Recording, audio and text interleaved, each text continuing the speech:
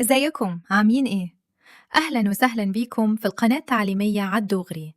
هنقدم ليكم حكاية جديدة بشكل سهل ومبسط. اوعوا تنسوا الاشتراك والمتابعة، ويلا بينا.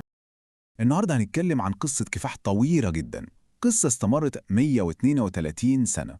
قصة احتلال ومقاومة وفي الآخر خالص تحرير. دي قصة الجزائر وإزاي نضلت عشان تسترجع حريتها. تخيلوا معايا الرقم ده، 132 سنة. يعني لو فكرنا فيها، دي مدة أطول من عمر 4 أجيال كاملة ورا بعض. بحالها قضت كل الوقت ده تحت الحكم الاستعماري. الرقم ده في حد ذاته بيحكي قصة عن حجم التضحية والمعاناة. طيب، إيه هو التمن اللي أي أمة لازم تدفعه عشان تبقى حرة؟ السؤال ده هو اللي هنحاول نجاوب عليه النهاردة وإحنا بنستعرض رحلة الجزائر. هنشوف مع بعض الإجابة دي كان شكلها إيه على أرض الواقع. عشان نفهم القصة كلها هنمشي فيها خطوة بخطوة من خلال 6 محطات رئيسية. هنتكلم عن الغزو، وبعدين مقاومة الأمير عبد القادر، بعدها محاولات محو الهوية ونقطة اللا عودة وحرب التحرير، وفي الآخر خالص الاتفاق الأخير. طيب إزاي كل ده بدأ؟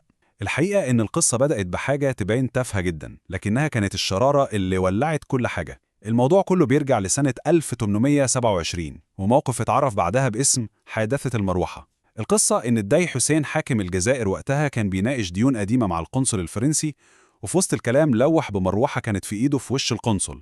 الحادثة البسيطة دي كانت الحجة اللي فرنسا مستنياها. فرنسا أصلاً كان عندها نية تحتل الجزائر من أيام نابليون، فحادثة المروحة دي جات لها على الطبطاب، استخدمتها كذريعة عشان تبدأ غزو شامل. وفي أقل من شهر من نزول القوات كانت العاصمة سقطت وبدأ فصل طويل من الاحتلال. لكن هل الجزائريين استسلموا؟ لا طبعا، المقاومة بدأت على طول، وكان في شخصية ظهرت بسرعة كأبرز قائد للمقاومة دي في بدايتها، وهو الأمير عبد القادر الجزائري. الأمير عبد القادر لما الناس باعته سنة 1832 ما كانش مجرد قائد ثورة أو تمرد. لا، الراجل ده كان عنده رؤية أبعد بكتير. كان بيبني أسس دولة حديثة وموحدة، كل ده وهو في قلب الحرب ضد واحدة من أكبر القوى العسكرية في وقته. وده اللي بيورينا قد إيه رؤيته كانت عبقرية. بصوا على التنظيم ده، عمل إدارة للدولة متقسمة لمقاطعات، ولكل مقاطعة عاصمة. أسس جيش نظامي وعمل مصانع للسلاح كمان. دي مش مقاومة عشوائية أبدا، دي كانت دولة حقيقية بتتولد في عز المعركة. والنقطة الأهم هنا إن فرنسا نفسها اضطرت تعترف بدولة الأمير دي. اعترفت بيها مرتين في معاهدتين رسميتين، لكن في كل مرة كانت بتنقض المعاهدة. وده بيورينا معادلة كانت واضحة جدا. مهما كانت قوة الأمير، الطموح الاستعماري الفرنسي كان أكبر من أي اتفاق أو وعد. والنتيجة الطبيعية، الصراع رجع تاني، بس المرة دي بشكل أعنف وأكثر وحشية. وهنا بعد ما فرنسا قدرت تقضي على دولة الأمير، المعركة خدت شكل تاني خالص. ما بقتش مجرد معركة عسكرية على الأرض، لا، دي اتحولت لمعركة على الهوية. فرنسا هنا بدأت في مشروعها الأخطر على الإطلاق، وهو محاولة لمحو الشخصية الجزائرية من جذورها. يعني شوفوا مثلا الاقتباس ده من برلماني فرنسي أليكسيس دو توكفيل. بيقول إيه؟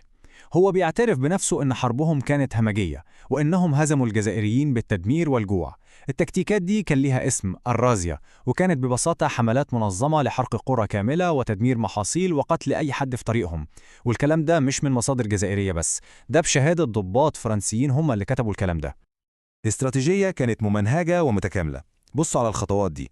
أول حاجة الأرض، صدروا أراضي الجزائريين وادوها للمستوطنين الأوروبيين.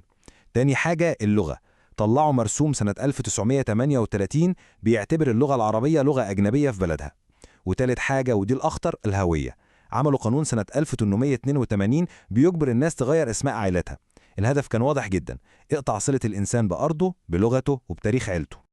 موضوع الأسماء ده بالذات كان فيه قسوة نفسية رهيبة. القانون ما كانش بس بيغير الأسماء، ده كان بيفرض أسماء مهينة أو ملهاش أي معنى. أسماء زي حمار أو بذيل أو مجنون. الهدف كان تكسير الروابط العائلية والقبلية وإهانة الناس بشكل يومي. والمؤسف إن بعض العائلات لسه شايلة الأسماء دي لحد النهاردة كتذكرة يومية بفترة القهر دي. طيب، مع كل القمع ده الجزائريون فضلوا لعقود طويلة بيحاولوا ياخدوا حقوقهم بالطرق السياسية والسلمية. لكن جه يوم واحد بس دمر كل أمل في أي حل سلمي، وكان هو نقطة اللا عودة. اليوم ده كان 8 مايو 1945. في اليوم ده أوروبا كلها كانت بتحتفل بنهاية الحرب العالمية الثانية. الجزائريين اللي حارب الآلاف منهم مع فرنسا عشان تحرير أوروبا خرجوا هم كمان في مسيرات سلمية. كان عندهم أمل، كان عندهم وعد بالاستقلال، كانوا فاكرين إن تضحياتهم دي هيكون ليها تمن. لكن الرد ما كانش تقدير ولا مفاوضات. الرد كان رصاص. الرد كان مجزرة وحشية في سطيف وقلمة وخراطة. التقديرات بتقول إن حوالي 45 ألف جزائري اتقتلوا على إيد القوات الفرنسية وميليشيات المستوطنين في كام يوم بس. اليوم ده 8 مايو 1945 كان هو القشة اللي قسمت ظهر البعير. المجازر دي أقنعت جيل جديد كامل من الجزائريين إن مفيش فايدة في الكلام، وإن القوة هي اللغة الوحيدة اللي الاستعمار بيفهمها. من هنا بقى الكفاح المسلح هو الطريق الوحيد. وهنا بندخل على المرحلة الأخيرة والحاسمة في القصة كلها، حرب التحرير، الثورة اللي أنهت الاحتلال الطويل ده. في 1 نوفمبر 1954 دقت ساعة الصفر. جبهة التحرير الوطني أطلقت شرارة الثورة المسلحة في كل مكان في الجزائر في نفس الوقت، ومن هنا بدأت حرب شرسة استمرت تقريباً 8 سنين، وفي النهاية الحرب دي أجبرت فرنسا ورئيسها وقتها شارل دي جول إنهم يعترفوا إن مفيش حل عسكري ولازم يقعدوا يتفاوضوا. وبعد سنين من المفاوضات الصعبة والمحادثات السرية اللي فشلت أكتر من مرة، الطرفين وصلوا أخيراً لاتفاق نهائي في مدينة إيفيان الفرنسية. الاتفاقيات دي اللي معروفة باسم اتفاقيات إيفيان كان ليها وشين. من ناحية حققت للجزائر أهم حاجة، السيادة الكاملة، وحدة أراضيها، والإفراج عن كل المعتقلين. ومن ناحية تانية فرنسا ضمنت مصالحها هي كمان، زي إنها تفضل ليها الأولوية في الوصول لبترول الصحراء، واستخدام قواعد عسكرية لفترة، وحماية المستوطنين اللي هيختاروا يفضلوا هناك. وبعد الاتفاق اتعمل استفتاء شعبي في 1 يوليو 1962، والنتيجة كانت أغلبية كاسحة لصالح الاستقلال.